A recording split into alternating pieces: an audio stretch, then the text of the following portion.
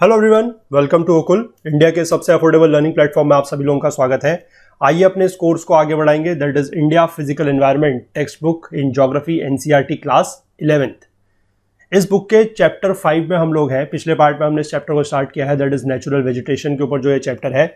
और अभी तक हमने इसमें ये देखा है कि नेचुरल वेजिटेशन क्या होती है, ठीक है। इसके बारे में हमने थोड़ा सा जाना और कुछ टाइप्स ऑफ फॉरेस्ट के बारे में हमने बात की थी पिछली बार, जैसे कि ट्रॉपिकल एवरग्रीन या फिर सेमी एवरग्रीन फॉरेस्ट के बारे में, ट्रॉपिकल डेसिडुअस फॉरेस्ट के बारे में और ट्रॉपिकल थॉर्न फॉरेस्ट के बारे में। आज हमें दो टाइप के फॉरेस्ट के बारे में और जानना है, जो कि है हमारे mountain forest and littoral and swamp forest, ठीक है।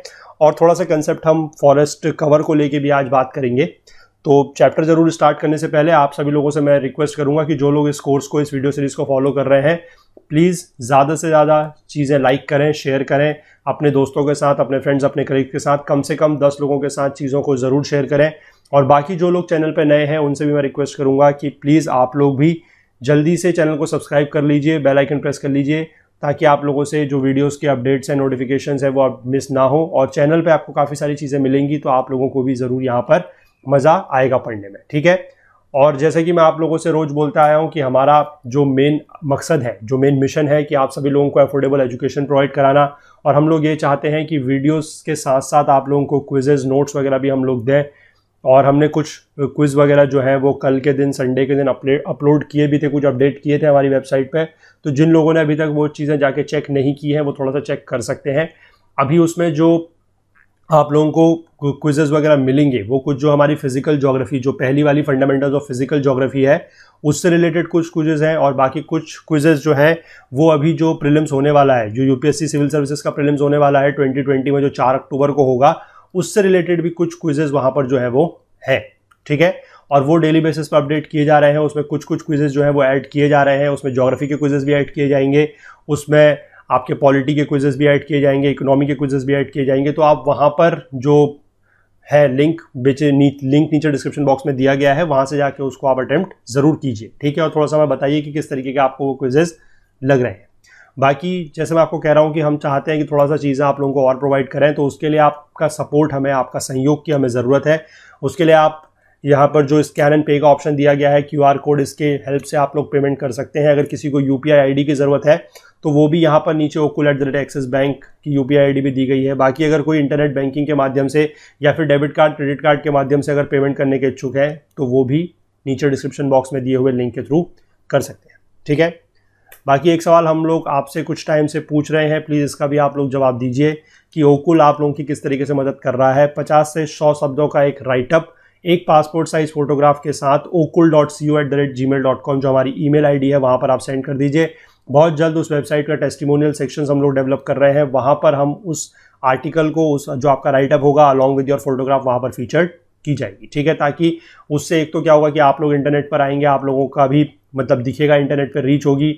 और दूसरी चीज़ यह है कि जो लोग उस वेबसाइट पर विजिट करेंगे, उन लोगों को वाकई में ये पता लग सकेगा कि जो ओकुल का प्लेटफॉर्म है, ये लोगों की किस तरीके से मदद कर रहा है, ठीक है।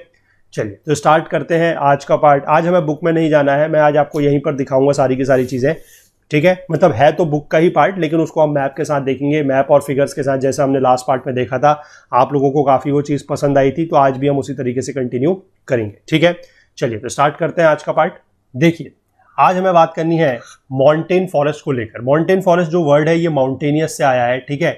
जो माउंटेनियस एरियाज हैं, वहाँ पर क्या है कि जैसे जैसे एल्टीट्यूड बढ़ता है, एल्टीट्यूड लिखा गया है, ठीक है। इस वर्ड को आप फिर से, मैं बार बार इस वर्ड के बारे में बताता रहता हूँ जब भी ये वर्ड आता है, कि इसको लैटिट्यूड से कंफ्यूज मत कीजिएगा, ठीक है। एल्टीट्यूड का मतलब होता है हाइट, ऊंचाई, ठीक है। हमें पता है कि जैसे जैसे हाइट बढ़ती है, हमारा टेम्परेचर जो है वो कम होता जाता है, ठीक है। और इसी के करस्पॉन्डिंग जो है वो नेचुरल वेजिटेशन में भी चेंज आता है। माउंटेन फॉरेस्ट जो है, इनको क्लासीफाई किया जा सकता है इनटू 2 टाइप्स। एक तो है नॉर्दर्न माउंटेन फॉरेस्ट और दूसरे है southern mountain forest. Northern mountain मतलब जो हमारे नॉर्थ के माउंटेन्स है वहां पर, और साउदर्न माउंटेन फॉरेस्ट मतलब जो हमारे नीचे के जो वेस्टर्न घाट्स के जहां पर पहाड़ियां हैं, वहां के जो फॉरेस्ट है वो, ठीक है। हम यहां पर देख लेते हैं पहले जो हमारे नॉर्दर्न माउंटेन फॉरेस्ट है, जो हिमालयन रेंजेस है, वहां के बारे में। Himalayan ranges show a succession of vegetation from the tropical to the tundra with change in with the altitude, ठीक है। ट्रॉपिकल से जैसे जैसे हम हिमालयन रेंजेस में ऊपर की तरफ को बढ़ते जाते हैं हाइट में, तो ट्रॉपिकल फॉरेस्ट जो है वहां से ये टुंड्रा फॉरेस्ट की तरफ को जाते हैं और हाइट के साथ साथ चेंज होते हैं या एल्टीट्यूड के साथ साथ चेंज होते हैं। ठीक है, डेसिडुअस फॉरेस्ट जो है वो पाए जाते हैं in the foothills of the Himalayas. Deciduous forest क्या थे, ये मैंने आपको पिछली बार बताया था। डेसिडुअस फॉरेस्ट वो होते हैं जो साल में एक समय पर जिनके सारे के सारे पत्ते जो है वो झड़ जाते हैं और वो नेकेड हो जाते हैं। They are known as deciduous forest या फिर पर्णपाती वन इनको हिंदी में बोला जाता है। ठीक है, तो इसके बाद it is succeeded by the wet temperate type of forest between an altitude of 1000 to 2000 metre, यानी कि 1000 से 2000 मीटर की ऊंचाई पर अगर हम बात करें तो वहां पर हमें wet temperate type of forest देखने को मिलता है। और in the higher hill ranges of north eastern India, hilly areas of West Bengal and Uttaranchal, evergreen broad leaf trees such as oak and chestnut are predominant। ठीक है, कहां पर हायर हिली ranges of north eastern India, जो हमारा पूर्व उत्तर भारत है वहां पर, वेस्ट बंगाल का जो हिली रीजन है वहां पर, और जो उत्तरांचल का हिली रीजन है वहां पर। उत्तरांचल मतलब ये आई डोंट नो कि बुक में अपडेट नहीं हुआ है, ये नाम अब उत्तराखंड हो चुका है वैसे। ठीक है, यहां पर एवरग्रीन ब्रॉड लीफ ट्रीज, इनके जिनके पत्ते चौड़े होते हैं। ठीक है, और वो कौन कौन से हैं, ओक और चेस्टनट। ओक होता है, ओक को हिंदी में बोला जाता है बांज। ठीक है, बांज के पेड़ इनको बोला जाता है, और चेस्टनट। ठीक है, चलिए इनके बारे में थोड़ा सा देखते हैं। यहां पर देखिए पहले फिगर में आप थोड़ा सा देख सकते हैं कि कहां कहां पर ये होता है। बहुत ज्यादा अच्छे से तो ये मैप नहीं है, I will try to provide a better map अगर मुझे कहीं से मिल पाएगा। ठीक है, क्योंकि ये map I am not very happy with this map. ठीक है, इसमें चीजें जो है वो काफी अच्छे से नहीं दी गई है। I will try to create one myself. मैं देखूंगा कि जिस तरीके से हमने रिवर्स वगैरह की मैप बनाए थे, या जिस तरीके से हमने मानसून का एक बड़ा अच्छा सा मैप बनाया था, साउथ वेस्ट मानसून में हमने बात की थी अरेबियन सी ब्रांच की, बे ऑफ बंगाल ब्रांच की, तो उस तरीके से I will try to make one map. आप लोग बताइएगा अगर आप लोगों को जरूरत है तो। ठीक है, I will try to make one. फिलहाल यहाँ पर आप देख सकते हैं थोड़ा बहुत आइडिया लेने के लिए कि नॉर्थ ईस्ट रीजन में आपको दिखाया गया है, और बाकी जो हिमालयन रीजन है यहाँ पर। ठीक है, इसमें हिमाचल का पार्ट, उत्तराखंड का पार्ट भी थोड़ा सा कवर अप है। ठीक है, तो यहां पर आपको दिख सकता है कि this is your mountain forest that is given. ठीक है, दो पेड़ के नाम यहां पर दिए गए हैं, एक है ओक, दूसरा है चेस्टनट। इनके बारे में देख लेते हैं कैसे ये दिखाई देते हैं। यह है देखिए ओक। ठीक है, this is your oak tree, और इसके जो अलग अलग प्रजातियां होती हैं, इसकी जो अलग अलग स्पीशीज होती है, उनके पत्ते यहां पर दिखाए गए हैं। ठीक है, देखिए ये ब्लैक है, this is your northern pin, red, swamp, white and बर। ठीक है, ये सारे के सारे इसके, लेकिन एक आप देख सकते हैं कि किस तरीके से एक थोड़ा सा कॉमन चीज है कि एक ही तरीके के पत्ते हैं, लेकिन थोड़ा थोड़ा वेरिएशन इनमें है। ठीक है, this is your oak tree, और उसका जो पत्ते हैं वो किस तरीके से दिखाई देते हैं। इसके बाद हम बात कर लेते हैं चेस्टनट। ये है चेस्टनट का पेड़, और इसमें जो ये उग रहे हैं दीज आर योर चेस्टनट। इसके भी अलग अलग टाइप्स होते हैं। This is your Indian horse chestnut. आपने एक चेस्टनट का नाम और सुना होगा, that is your water chestnut. ठीक है, वाटर चेस्टनट वो भी इसी का एक स्पीशीज है, वाटर चेस्टनट, जिसको हिंदी में अगर आप लोग जानते हो, आई डोंट नो कितने लोग इसको जानते हैं, पर हिंदी में इसको सिंघाड़ा बोला जाता है जो। ठीक है, that is your water chestnut. ठीक, तो ये दो पेड़ के बारे में ये बात हो गई। इसके बाद हम देख लेते हैं थोड़ा सा और, between 1500 to 1750 metre pine forest are also well developed in this zone. Pine forest, ठीक है, with chir pine as very useful commercial tree. हमने पिछली बार बात करी थी कि जब ब्रिटिशर्स को यह पता लगा था कि चिर पाइन जो है उसकी किस तरीके से कॉमर्शियल वैल्यू है, तो उन्होंने जो ओक के पेड़ थे उनको हटवा के बेसिकली चिर पाइन लगवाने शुरू किए थे, और उसका वो यूज करते थे as a tie rod in the railway tracks. हमने पिछली बार में आपको पिछले चैप्टर में उसकी एक इमेज भी दिखाई थी कि किस तरीके से रेलवे ट्रैक्स में जो टाई रॉड्स की तरह यूज करते थे, that was the wood of चिर पाइन ट्री। ठीक है, इसके बाद अगला पेड़ जो दिया गया है दैट इज देवदार। बहुत ही फेमस पेड़ है देवदार। A highly value endemic species grows mainly in the western part of the Himalayan range। ठीक है, western part of the Himalayan range में ये पाया जाता है। देवदार is durable would mainly used in the construction activity. ये कंस्ट्रक्शन के लिए बहुत ज्यादा यूज होता है, फर्नीचर वगैरह बनाने के लिए बहुत ज्यादा यूज होता है। देवदार की लकड़ी काफी ज्यादा ड्यूरेबल होती है। ठीक है, काफी ज्यादा मजबूत होती है। सिमिलरली यहाँ पर दो पेड़ के नाम और दिए गए हैं, one is your chinar and दूसरा इज वॉलनट। वॉलनट आपका होता है अखरोट। ठीक है, which sustain the famous Kashmir handicrafts belong to this region. ठीक है, इसके बाद दिए गए हैं blue pine and spruce appear at an altitude of 2225 that is 2225 से लेकर 3048 मीटर तक।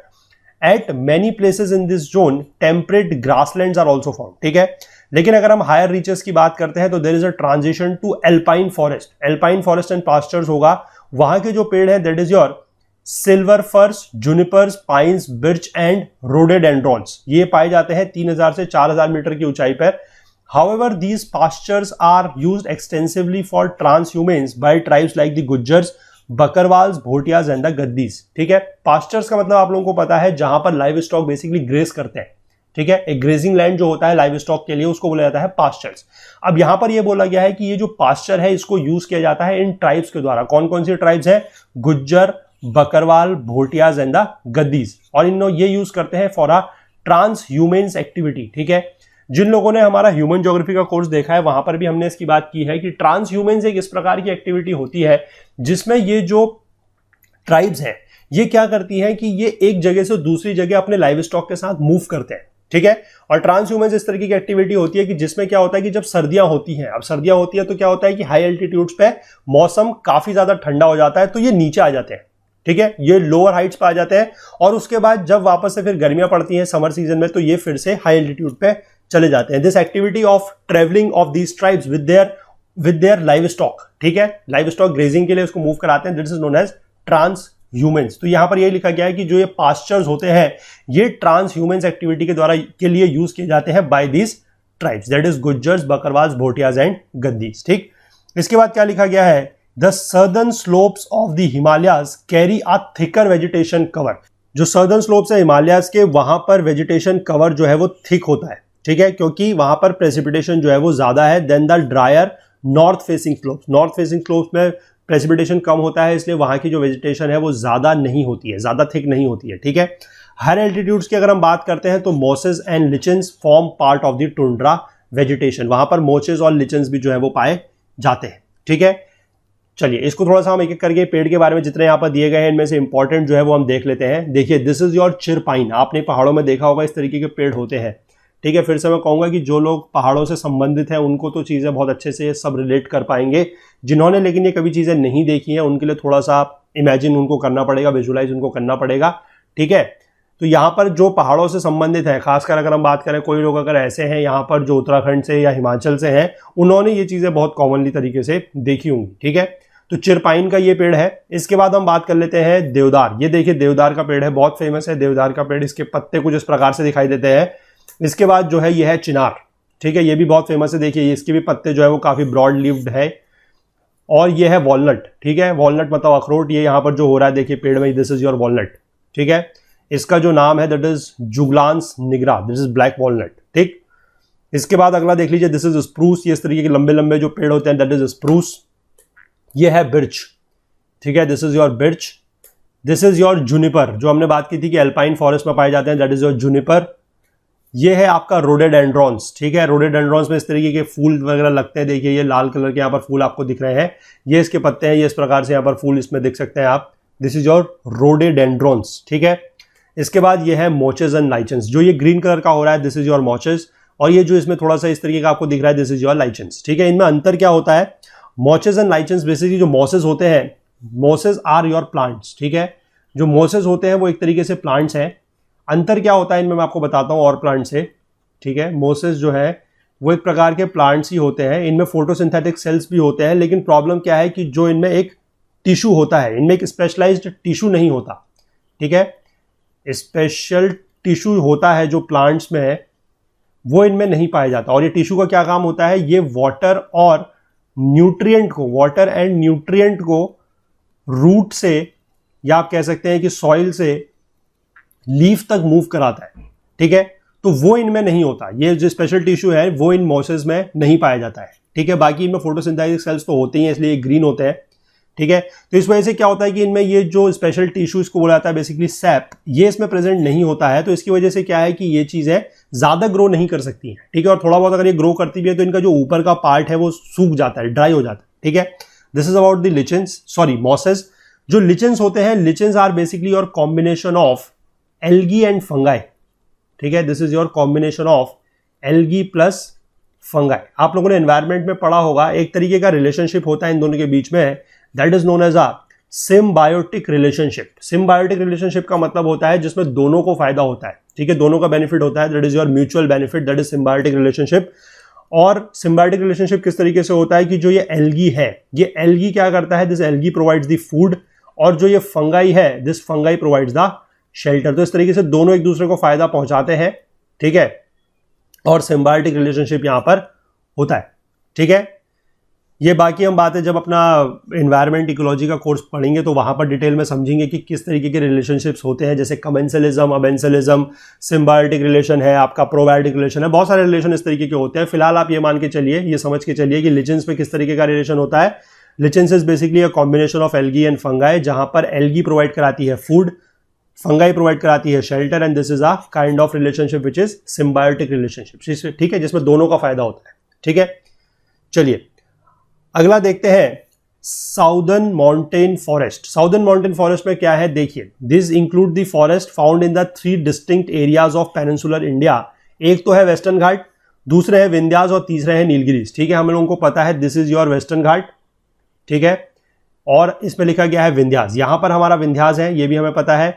एंड नीलगिरीज, यहां पर हमें पता है कि जहां से हमारा ईस्टर्न घाट आके मिलता है, यहां पर हमारा क्या है, नीलगिरीज। ठीक है, as they are closer to the tropics, ये ट्रॉपिक्स के पास है, these are closer to the tropics, और इनकी जो हाइट है वो भी ज्यादा नहीं है। हमें पता है कि अगर हम हिमालयन से कंपेयर करें तो ये उतने ज्यादा ऊंचे नहीं है, 1500 मीटर तक की हाइट है। तो इसलिए यहां पर जो वेजिटेशन है वो टेम्परेट होता है इन द हायर रीजन्स, और लोअर रीजन्स की अगर हम बात करें तो सिर्फ सब ट्रॉपिकल वेजिटेशन ही होता है। ठीक है, of the Western Ghats specially in Kerala, Tamil Nadu and Karnataka. The temperate forest जो होते हैं इनको बोला जाता है sholas in the Nilgiris, Annamalai and Palani hills. ठीक है, आपको पता है ये नीलगिरी है, यहां पर अन्नामलाई है, यहां पर पालनी है। ठीक है, some of the other trees of this forest of economic significance include magnolia, laurel, cinchona and wattle, and such forest are also found in the Satpura and the Maikal range. ये आपको पता है this is your Vindhya range. ठीक है, इसके पास यहां पर आपको पता है this is your Satpura range, और इसी के आप आगे बढ़ेंगे this is your Maikal range. ठीक है, ये सारी की सारी बातें वैसे हम अपना जो फिजियोग्राफी वाला पार्ट है वहां पर समझ चुके हैं।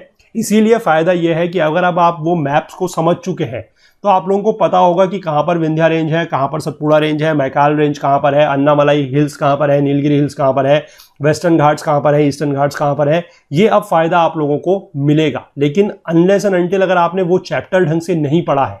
ठीक है, और ढंग से पढ़ने का मतलब है कि जिस तरीके से मैंने उसको पढ़ा है, अगर आपने कहीं और से पढ़ा है तो फिर मेरी कोई गारंटी नहीं है। मैं अपने पढ़ाई की गारंटी आप लोगों को दे सकता हूं कि अगर आप इस पूरी की पूरी वीडियो सीरीज को फॉलो करते आए हैं शुरू से अभी तक। ठीक है, 5वां चैप्टर ये है, पहला चैप्टर लोकेशन का, दूसरा फिजियोग्राफी का, तीसरा ड्रेनेज का, चौथा क्लाइमेट का और 5वां नेचुरल वेजिटेशन का। अगर आप अभी तक सारे के सारे वीडियो सीरीज को फॉलो करते हुए आए हैं तो यहां पर मैं भी जो भी चीजें आपको मैप में दिखा रहा हूं, जितनी आसानी से मैं आपको दिखा रहा हूं उतनी आसानी से आप खुद भी मार्क कर सकते हैं अगर आप चीजों को फॉलो कर रहे हैं तो। ठीक है, चलिए इसके बाद यहां पर एक इंपॉर्टेंट पेड़ का नाम दिया गया है, दिस इज सिंकोना। सिंकोना जो है, इस पेड़ की जो छाल होती है दैट इज बार्क, उससे एक मेडिसिन बनती है that is known as your quinine. ठीक है, और क्विनीन का यूज किया जाता है for the treatment of malaria. ये आप लोगों को पता होगा, क्विनीन का यूज होता है for the treatment of malaria. तो इसलिए यहां पर लिखा गया है कि इकोनॉमिक सिग्निफिकेंस के लिए काफी अच्छा है। ठीक है, चलिए इनको देख लेते हैं एक बार जल्दी से थोड़ा थोड़ा। ये पेड़ देखिए, दिस इज योर मैग्नोलिया, इस तरीके का ये पेड़ दिखाई देता है, इस तरीके के इसके पत्ते, इस तरीके का ये फूल है, दिस इज मैग्नोलिया। ठीक है, इसके बाद आगे देख लीजिए, दिस इज लॉरेल। ठीक है, लॉरेल का ये पेड़ है, इस तरीके से इसके पत्ते होते हैं।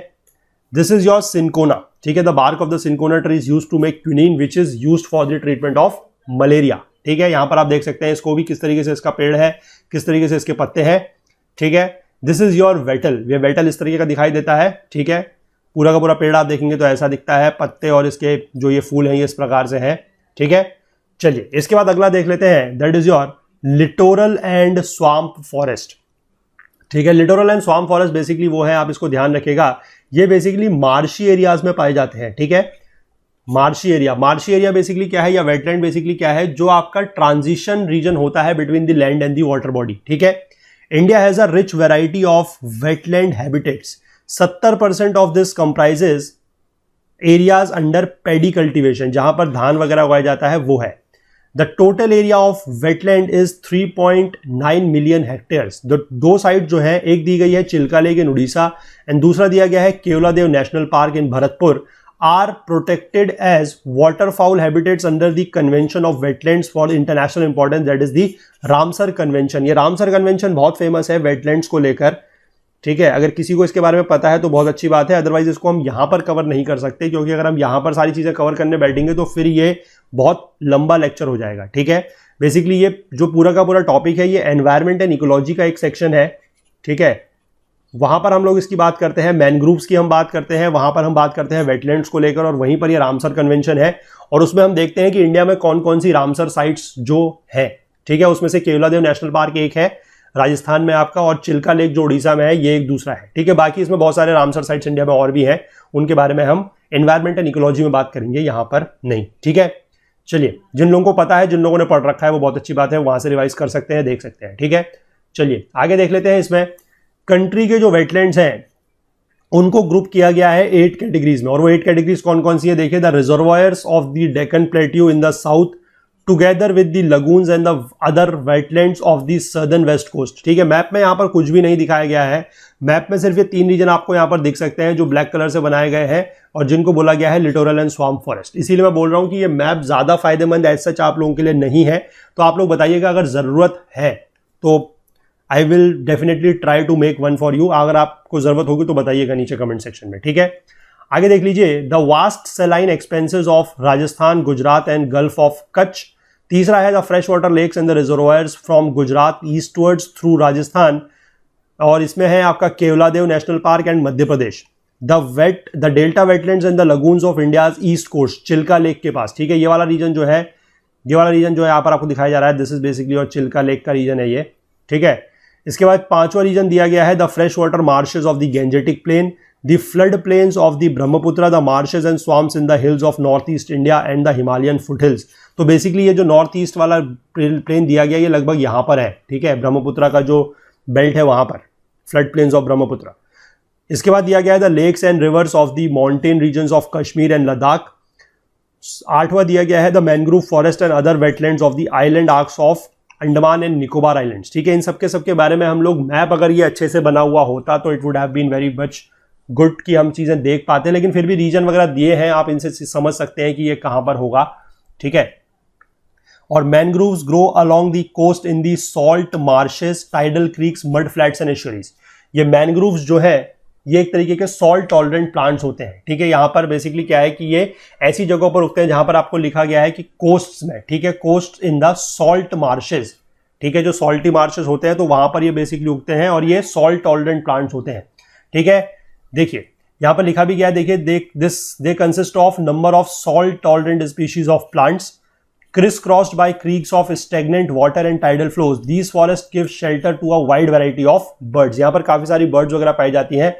अगर आप इसको एक जनरल वे में देखें तो जो आपका मैनग्रोव फॉरेस्ट है वो इस तरीके का दिखाई देता है, ठीक है। काफी सारा पानी वगैरह यहाँ पर दिख रहा है आपको, ये मार्शी रीजन है और इसके बाद यहाँ पर लैंड वगैरह है थोड़ा सा, तो इस तरीके का जो एक ट्रांजिशन जोन में होता है, दिस इज योर मैनग्रोव्स, ठीक है। मैनग्रोव्स कवर ये होता है।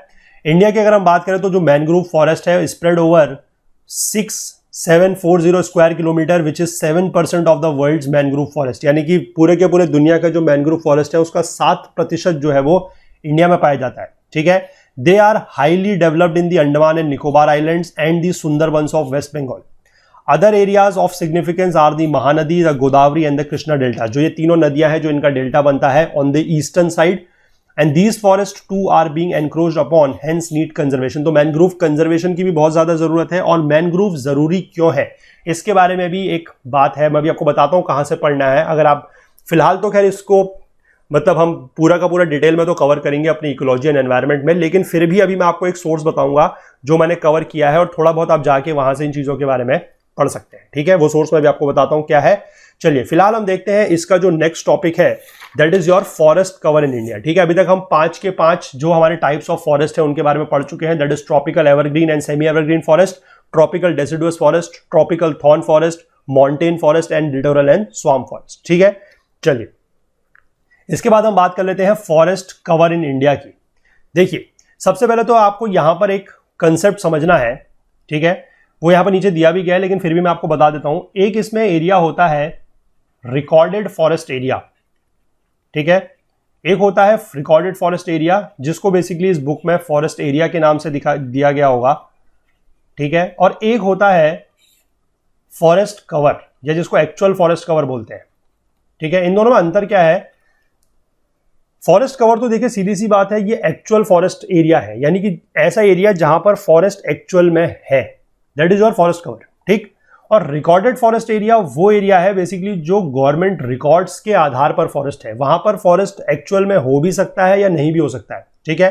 लेकिन गवर्नमेंट रिकॉर्ड्स के आधार पर अगर वो फॉरेस्ट एरिया है तो that is your recorded forest area. ठीक, इसको जिस बुक में स्पेसिफिकली केवल फॉरेस्ट एरिया लिखा गया होगा, तो जहां पर भी फॉरेस्ट एरिया लिखा गया है वो आपको ध्यान रखना है कि रिकॉर्डेड फॉरेस्ट एरिया की बात हो रही है। ठीक है, और फॉरेस्ट कवर का मतलब क्या है, ये एक्चुअल है, यानी कि यहां पर इतना जो है वो फॉरेस्ट एक्चुअल में पाया जा रहा है। ठीक है, चलिए अब इसको पढ़ते हैं हम। यहां पर क्या लिखा गया है कि according to the state records the forest area covers 23.28% of the total land area of the country. ठीक है, पहली बात तो मैं आप लोगों को चीजें थोड़ा सा समझाते चलूं कि ये जो इन्होंने डेटा उठाया है, नीचे जो इन्होंने रेफरेंस दिया हुआ है that is your India state of forest report 2011। ये जो डेटा इन्होंने लिया है ये India state of forest report that is ISFR की एक रिपोर्ट होती है। ठीक है, जिसको FSI जो है that is forest survey of India, या जो भारतीय वन सर्वेक्षण which is under the ministry of environment forest and climate change, ठीक है, वो इसको पब्लिश करती है। लेकिन ये रिपोर्ट जो है हर 2 साल में पब्लिश की जाती है। ठीक है, और इसकी जो लेटेस्ट रिपोर्ट है वो 2019 में आई हुई है।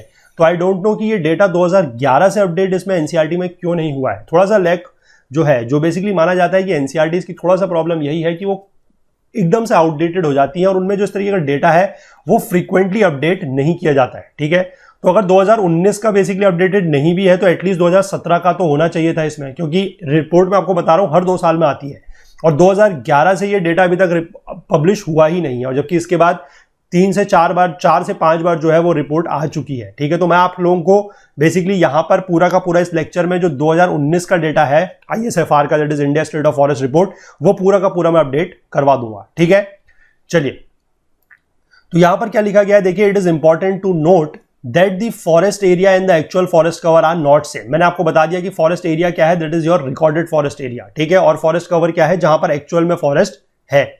The forest area is the area notified and recorded as the forest land irrespective of the existence of trees, while the actual forest cover is the area covered by the forest with canopy। ठीक है, ये मैंने आपको बता दिया कि actual क्या है, जहां पर एक्चुअल में प्रेजेंट है दैट इज फॉरेस्ट कवर, और फॉरेस्ट एरिया या फिर जो रिकॉर्डेड फॉरेस्ट एरिया है वो रिकॉर्ड्स के आधार पर फॉरेस्ट है, लेकिन वहां पर एक्चुअल में फॉरेस्ट है या नहीं है दैट इज उससे फर्क नहीं पड़ता है। ठीक है, जो फॉर्मर है that is based on the records of the state revenue department, while the latter is based on the aerial photographs and satellite. Basically जो ISFR की रिपोर्ट है वो यही पूरा का पूरा जो सर्वे है वो यही करती है कि कहां पर कितना फॉरेस्ट है और क्या नहीं है। बहुत ही कॉम्प्रिहेंसिव रिपोर्ट है।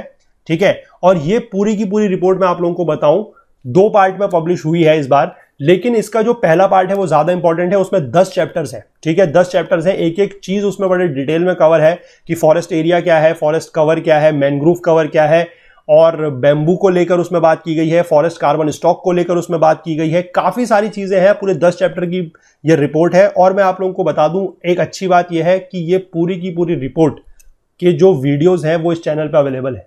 ठीक है, सारे के सारे वीडियोस मैंने बनाए हुए हैं आप लोगों के लिए, तो जाके अगर आप चाहें तो आप देख सकते हैं। ठीक है, मैं नीचे इस वीडियो के डिस्क्रिप्शन में पूरी की पूरी जो प्लेलिस्ट है उसका लिंक आप लोगों को दे दूंगा, वहां पर आप जाके जो है वो सारे के सारे वीडियोस देख सकते हैं।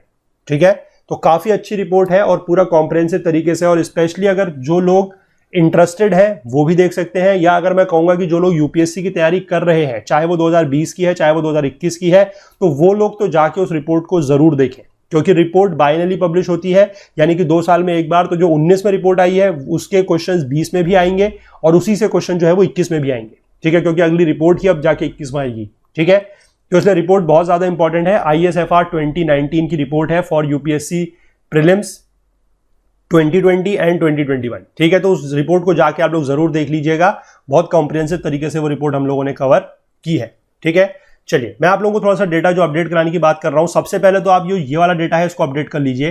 23.28% नहीं है ये जो फॉरेस्ट एरिया आज की डेट में, अगर हम ISFR के अकॉर्डिंग बात करते हैं, ये फॉरेस्ट एरिया है। ठीक है, यानी कि रिकॉर्डेड फॉरेस्ट एरिया। तो ये आज की डेट में कितना है, दिस इज 23.34%, थोड़ा सा बढ़ चुका है। ISFR 2019 के अकॉर्डिंग है। ठीक है, मैं यहां पर लिख भी देता हूं, कोई लोग कंफ्यूज हो जाएंगे अगर, और फिर वो लोग ये पूछते हैं कि कौन सा डेटा यूज करना है। तो आपको हमेशा डेटा के बारे में तो ध्यान रखना है कि लेटेस्ट ही डेटा यूज करना है। ठीक है, अगर कोई क्लास 11th के बच्चे भी हैं, ठीक है, अगर वो स्कूल वगैरह की बात कर रहे हैं, तो डेटा को आप हमेशा जो है वो लेटेस्ट ही डेटा यूज करें, और चाहे तो आप इसको एनसीईआरटी में जहां पर ये आप पढ़ रहे हैं उसी को आप वहीं पर मार्क करके रख लीजिएगा। ये डेटा आप लेटेस्ट नोट डाउन कर लीजिएगा वहां पर। ठीक है, चलिए इसके बाद आगे देख लेते हैं। The actual forest cover in India is 21.05। ठीक है, एक्चुअल जो फॉरेस्ट कवर दिया गया है वो 21.05 है, इसको भी आपको चेंज करना है। This is not 21.05, this is 21.67%, तो थोड़ा सा ये भी बड़ा है। ठीक है, और इसी में जो अलग अलग टाइप के फॉरेस्ट होते हैं जैसे कि डेंस फॉरेस्ट और ओपन फॉरेस्ट, उनका एरिया यहां पर दिया गया है 12.29% एंड 8.75। ठीक है, ये भी थोड़ा सा चेंज है। अब मैं क्या करता हूं, मैं आपको इसको पूरा का पूरा दिखाता हूं। ये डेटा जो मैंने वहां से लिया है ISFR से, जो हमने अपनी सीरीज में भी कवर किया है, थोड़ा सा डेटा मैं जो यहां पर दिया गया है वो मैं आप लोगों के लिए लेके आया हूं, वो ये है।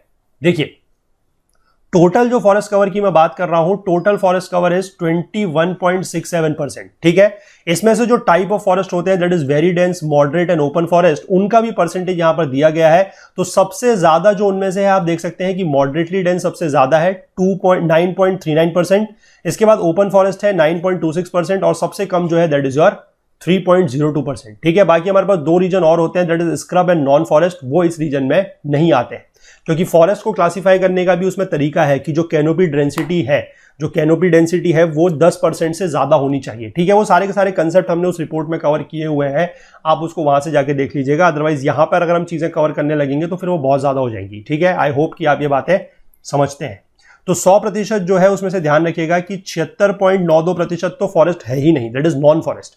1.41% आपका स्क्रब है और बाकी जो फॉरेस्ट है 21.67, उसका डिवीजन किस तरीके से है वो भी आप यहां पर देख सकते हैं। ठीक है, ये सेम चीज आपको नीचे पाई चार्ट में भी दी गई है, आप चाहे तो इसको यहां से भी नोट डाउन कर सकते हैं कि ओपन फॉरेस्ट इतना है, मॉडरेट फॉरेस्ट इतना है और वेरी डेंस इतना है, and this is a scrub. ठीक है, this is your non forest. ठीक है, चलिए ध्यान रखिएगा कि स्क्रब जो है वो फॉरेस्ट में कवर नहीं होता है। ठीक है, दैट इज अ डिफरेंट। इसके बाद आप आगे देख लीजिए, ये अब बुक का ही पार्ट है, इसका भी मैं डेटा आपको धीमे धीमे यहां पर जो है वो according to the latest report cover करवाऊंगा, तो इसलिए मैंने थोड़ा सा आप लोगों को इस तरीके से चीजें दिखाई हैं, पर ये है एनसीईआरटी का ही पार्ट। ठीक है, देखिए, both forest area and forest cover vary from state to state. Obviously बात है कि ये हर स्टेट में अलग अलग होता है। लक्षद्वीप हैज 0% फॉरेस्ट एरिया, ये बात अभी भी ठीक है कि लक्षद्वीप का एरिया जो है वो 0% है, ये फॉरेस्ट एरिया है। ठीक है, ध्यान रखिएगा, फॉरेस्ट एरिया है, कंफ्यूज नहीं होना है।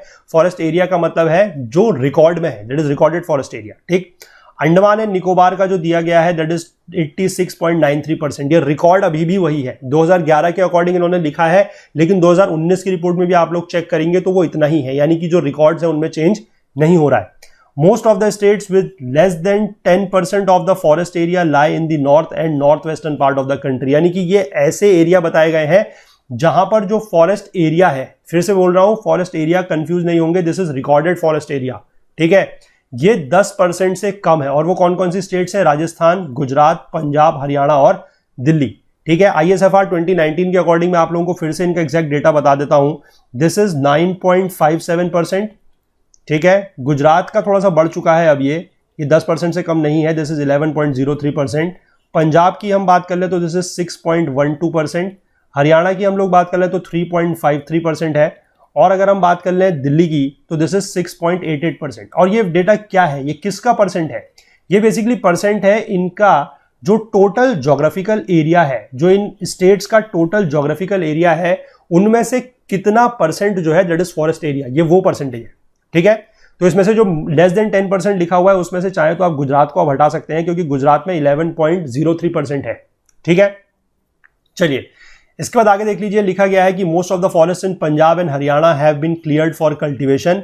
States with 10 to 20% forest area are Tamil Nadu and West Bengal. ठीक है, तमिलनाडु में जो दिया गया है डेटा, मैं भी वो भी बता देता हूं आपको कि 10 से 20% में कितना है, दिस इज 17.59%, और वेस्ट बंगाल में जो है दिस इज 13.38%। ठीक है, फिर से मैं आप लोगों को याद दिला दूं कि सारा का सारा डेटा जो है वो हम ISFR 2019 के अकॉर्डिंग अपडेट कर रहे हैं। ठीक है, इसके बाद क्या लिखा गया है कि इन पेनिनसुलर इंडिया में तमिलनाडु, दादर एंड नागर हवेली और गोवा को अगर हम छोड़ दें तो बाकी का जो एरिया है वो 20 to 30% है।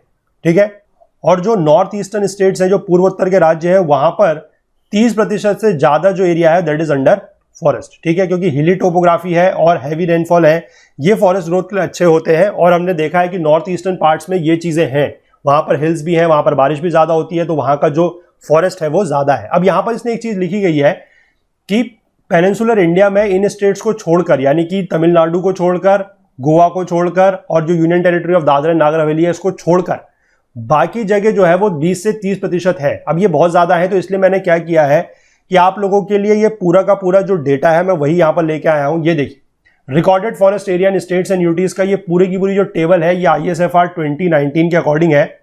ठीक है, इसका पूरा का पूरा क्रेडिट जो है वो ISFR 2019 को जाता है। ठीक है, तो ये पूरी की पूरी रिपोर्ट है, आप यहां पर देख सकते हैं कि कहां पर क्या है। इस टेबल को पढ़ने के लिए मैं आप लोगों को समझा दूं कि ये दिया हुआ है स्टेट्स का टोटल ज्योग्राफिकल एरिया इस कॉलम में। ठीक है, यहां पर दिया गया है रिकॉर्डेड फॉरेस्ट एरिया, ये आपका डिफरेंट फॉरेस्ट है, जो इनको आप ध्यान मत दीजिएगा। दिस इज रिकॉर्डेड, ये आपका होता है रिजर्व फॉरेस्ट, प्रोटेक्टेड फॉरेस्ट, इस तरीके से इनको आप छोड़ दीजिए। आप सिर्फ इस वाली टेबल पे ध्यान दीजिएगा, that is your total forest area कितना है। ठीक है, और इनका परसेंटेज ऑफ ज्योग्राफिकल एरिया कितना है। ठीक है, सारी की सारी स्टेट्स का यहां पर आप लोगों को दिया गया है, कुछ का यहां पर दिया गया है और बाकी का अगली टेबल में दिया गया है। ठीक है, इसमें से आप जो चाहे वो नोट डाउन कर सकते हैं, लेकिन इंपॉर्टेंट आप लोगों के लिए जो है वो आप ये वाली टेबल पे ध्यान दीजिएगा। ठीक है, लास्ट वाले कॉलम पे और इस वाले पे ज्यादा से ज्यादा, आप ये बीच वाले कॉलम पे ध्यान मत दीजिएगा, ये इतना ज्यादा आप लोगों को देखने की या याद रखने की जरूरत नहीं है। ठीक है, चलिए आगे देखते हैं। There is a lot of variation in actual forest cover. Actual forest cover में भी बहुत ज्यादा अंतर है। देखिए, ये बात हो रही है अब एक्चुअल फॉरेस्ट कवर की। ठीक है, जो रेंज कर रहा है 9.56% in Jammu and Kashmir to 84.01% in Andaman and Nicobar islands. अब सबसे पहली बात तो यह है कि ये डेटा पुराना है और आज की डेट में आपको पता है कि जो जम्मू एंड कश्मीर है वो अब एक स्टेट तो रहा नहीं। ठीक है, ये दो पार्ट में बढ़ चुका है, that is your UT of Jammu and Kashmir और यूटी ऑफ लद्दाख। ये दोनों बन चुकी है यूनियन टेरिटरीज, आपको पता है। ठीक है, तो अगर हम union territory of Jammu Kashmir की अगर बात करते हैं तो वहां का 39.66% जो है that is your actual forest cover, और यूनियन टेरिटरी ऑफ लद्दाख की अगर हम बात करते हैं तो इसका है 1.47%। ठीक है, और अगर हम बात कर लेते हैं जम्मू कश्मीर की ही ओवरऑल, अगर हम ओवरऑल जम्मू कश्मीर की बात कर लेते हैं तो उसके अकॉर्डिंग ये जो डेटा यहां पर इन्होंने 9.56 दिया गया है। ठीक है, जो 9.56 दिया गया है अगर इससे कंपेयर करें तो ये थोड़ा सा बढ़ के 10.62% हो गया है। ठीक है, लेकिन आज की डेट में अगर आप बात करें तो जम्मू कश्मीर को आप ओवरऑल नहीं ले सकते, आपको union territory of Jammu Kashmir और लद्दाख का जो रीजन है उसको अलग अलग कंसिडर करना पड़ेगा। ठीक है, और अंडमान एंड निकोबार आइलैंड्स की जो यहां पर बात की गई है 84.01%, इस डेटा को भी आप चेंज कर लीजिएगा, दिस इज 81.74%। ठीक है, ये 81.74% है। ठीक है, इसके बाद यहां पर क्या दिया गया है कि from the table showing the distribution of forest in India appendix 4, तो अपेंडिक्स 4 इस बुक में कुछ दिया हुआ है, उसमें यह दिया गया है कि 15 स्टेट्स ऐसी है जहां पर फॉरेस्ट कवर जो है वो 1/3 ऑफ द टोटल एरिया से ज्यादा है, यानी कि फॉरेस्ट कवर जो है वो 33% से ज्यादा है। ठीक है, लेकिन आज की डेट में हम बात करें, अगर आप इस रिपोर्ट को भी चेक करेंगे, इस रिपोर्ट का डेटा चेक करेंगे तो वो 15 स्टेट्स नहीं है। ठीक है, मोर देन 1/3 की अगर मैं बात कर लूं, मोर देन 1/3 जहां पर है यानी कि 33% से ज्यादा, ठीक है, ग्रेटर देन 33%, तो वो आज की डेट में अगर आप बात करें तो 13 स्टेट्स हैं और 4 यूनियन टेरिटरीज हैं। ठीक है, वो कौन कौन सी है वो मैं आपको दिखाता हूं। ठीक है, तो which is the basic requirement for maintaining the ecological balance, यानी कि 33% से ज्यादा है, क्योंकि एक टारगेट रखा गया है कि फॉरेस्ट कवर जो है इंडिया में वो 33% होना चाहिए। ठीक है, और अभी है कितना 21.67%, तो अभी काफी दूर है हम उससे। इसके बाद नीचे दिया गया है कि on the basis of percentage of the actual forest cover the states have been grouped into 4 regions. ये 4 रीजन में बांटा गया है कि जहां पर जो एक्चुअल फॉरेस्ट कवर है अगर वो 40% से ज्यादा है तो उसको बोला जाता है रीजन ऑफ हाई कंसेंट्रेशन। अगर मीडियम कंसेंट्रेशन है 20 से 40% अगर है तो उसको बोला जाता है medium concentration. Region of low concentration होता है अगर 10 से 20 है, और वेरी लो है अगर 10% से फॉरेस्ट कवर कम है, एक्चुअल फॉरेस्ट कवर। ठीक है, तो अब मैं आपको एक डेटा दिखाऊंगा, मैं टेबल आप लोगों को दिखाता हूं। पहले आप लोगों के लिए सवाल ये बनता है कि अगर मैंने आप लोगों के लिए इतनी मेहनत की है, मैं आप लोगों के लिए इतना डेटा अगर रिवाइज डेटा लेके आया हूं, तो आप लोगों की भी थोड़ा सा यहां पर फर्ज बनता है कि आप लोग मेहनत करें। मैं जो आपको डेटा दिखाऊंगा that is actual forest cover का, आप मुझे उसमें से ये बताएंगे, 2 स्टेट्स बताएंगे या यूनियन टेरिटरीज बताएंगे यहां से। ठीक है, मतलब हर कैटेगरी के आप मुझे 2 स्टेट्स और यूनियन टेरिटरीज बताएंगे। ठीक है, कि हाई कंसेंट्रेशन की 2 कौन सी है, मीडियम कंसेंट्रेशन की 2 कौन सी है, लो की 2 कौन सी है और वेरी लो की 2 कौन सी है। ठीक है, लेकिन ध्यान रखना है एक्चुअल फॉरेस्ट कवर को लेकर बात करनी है, रिकॉर्डेड फॉरेस्ट एरिया को लेकर बात नहीं करनी है। ठीक है, डेटा मैं वेरीफाई करूंगा, आप लोग कमेंट सेक्शन में बताइएगा जरूर कि कौन कौन से हैं वो। ठीक है, सही होना चाहिए, मैं तब मेरे को समझ में आएगा कि आप लोग फॉरेस्ट कवर का कंसेप्ट और रिकॉर्डेड फॉरेस्ट एरिया का कंसेप्ट अच्छे से समझ चुके हैं। और डेटा जो मैं आपको टेबल में यहां से दिखा रहा हूं, आपको इधर उधर कहीं ढूंढने की जरूरत नहीं है, टेबल यहां पर अवेलेबल है, आप वहां से देख के मुझे डेटा बता सकते हैं। लेकिन आप लोगों को डेटा आप बताएंगे तो मुझे ये समझ में आएगा कि आप कितना वो कंसेप्ट समझे हैं। ठीक है, देखिए ये है टेबल, एक्चुअल फॉरेस्ट कवर की जो टेबल है वो ये है। 33% से ज्यादा की हम लोग जो बात कर रहे हैं वो ये वाली स्टेट्स है। देखिए 33% से ज्यादा यहां पर है। परसेंटेज ऑफ ज्योग्राफिकल एरिया, फिर से आपको इस वाले कॉलम पे ध्यान देना है। ठीक है, यहां पर भी आप थोड़ा सा देख सकते हैं, वेरी डेंस, मॉडरेटली डेंस और ओपन फॉरेस्ट, ये सारे के सारे दिए गए हैं। This is your total forest cover, ये है टोटल ज्योग्राफिकल एरिया, तो ये उसी का परसेंटेज निकाला गया है। ये दिया गया है कि 2017 में कितना चेंज हुआ है और 2017 के अकॉर्डिंग परसेंटेज चेंज कितना है। ठीक है, ये ज्यादा आप इस तरफ को ज्यादा ध्यान मत दीजिएगा। ठीक है, जो ज्योग्राफी वाले स्टूडेंट्स हैं वो मत दीजिएगा। अगर आप यूपीएससी की बात कर रहे हैं तो वहां पर आपको फिर सब कुछ पे ध्यान देना जरूरी है। ठीक है, क्योंकि उसमें फिर ये भी चीज है कि कहां पर कम हो रहा है, कहां पर ज्यादा हो रहा है। लेकिन आप वो जाके एक बार हमारी जो रिपोर्ट है पूरी की पूरी, जो कॉम्प्रिहेंसिव रिपोर्ट हमने 10 पार्ट में कवर की है, वहां से जाके पढ़ सकते हैं।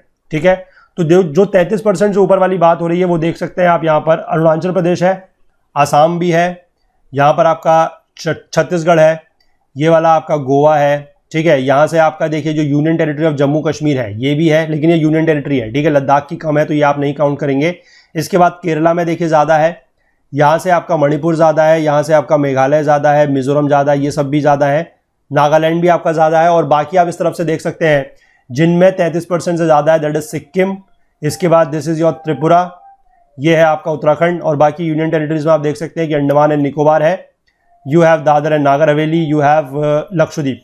ठीक है, तो इन सब जगहों पे जो है वो 33% से ज्यादा है। मैं आपसे पूछ रहा हूं according to that high concentration जो यहां पर दिया गया है, ये वाला high concentration, medium concentration, low concentration और वेरी लो कंसंट्रेशन में कौन कौन से हैं, आपको एक्चुअल फॉरेस्ट कवर के अकॉर्डिंग मुझे बताना है।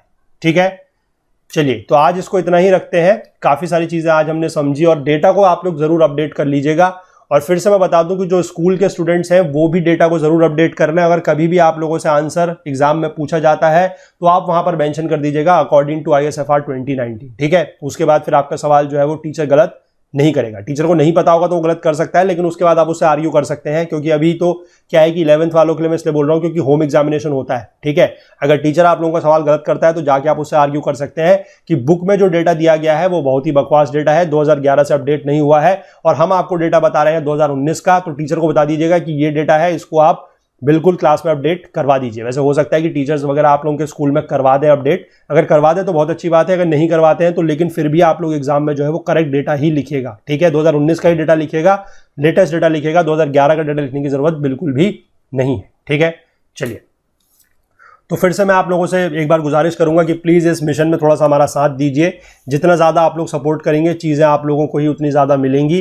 बाकी फिलहाल के लिए कुछ क्विजेज हमने अपडेट किए हुए हैं वेबसाइट पे, तो आप जाके उनको प्लीज अटेम्प्ट कीजिएगा और बताइएगा कि आपको वो किस तरीके से लग रहे हैं। ठीक है, थोड़ा सा अपने इस मिशन में, हमारे इस मिशन में साथ देने के लिए आप लोग स्कैन एंड पे का यूज कर सकते हैं, UPI ID का यूज कर सकते हैं, या फिर नीचे डिस्क्रिप्शन बॉक्स में लिंक दिए गए हैं जो इंटरनेट बैंकिंग के माध्यम से या फिर डेबिट कार्ड, क्रेडिट कार्ड के माध्यम से पेमेंट करना चाहते हैं वो लोग वहां से भी कर सकते हैं। ठीक है, चलिए तो आई होप आप लोगों को ये पार्ट पसंद आया होगा। अगर आया है तो प्लीज लाइक जरूर कीजिए, ज्यादा से ज्यादा शेयर कीजिए। जितना ज्यादा लोगों तक चीजों को पहुंचेंगी उतना फायदा है, क्योंकि मेहनत अगर यहाँ पर की जा रही है तो थोड़ा सा आप लोग भी इसमें शेयर वगैरह कर दीजिए, ताकि क्या है कि ज्यादा से ज्यादा लोगों तक चीजें जो है वो पहुंच जाए और सभी लोगों को इसका फायदा मिल जाए। ठीक है, क्योंकि इस तरीके से मेरे को आप लोगों के थ्रू ही पता लगा है कि इस तरीके से ज्योग्राफी वगैरह जो है वो बहुत कम प्लेटफॉर्म पे, या मैं कहूंगा कि कहीं पर भी इस तरीके से कवर इतने कॉम्प्रिहेंसिव तरीके से नहीं की जा रही है। ठीक है, मेरा ये मानना नहीं है, ये आप लोगों से ही मुझे जानने को मिला है।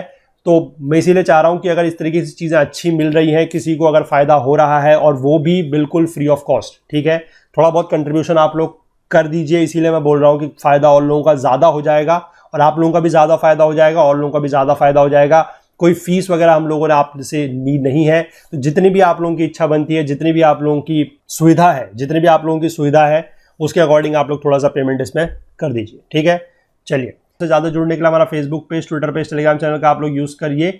और अगर आप हमसे कोई और बात शेयर करना चाहते हैं, कुछ चीज़ पूछना चाहते हैं या कुछ चीज़ बताना चाहते हैं, तो वो हमारी email ID के थ्रू भी आप कर सकते हैं, दैट इज okul.co@gmail.com। ठीक है, चलिए अगले पार्ट में मिलेंगे, तब तक के लिए अपना ध्यान रखिएगा।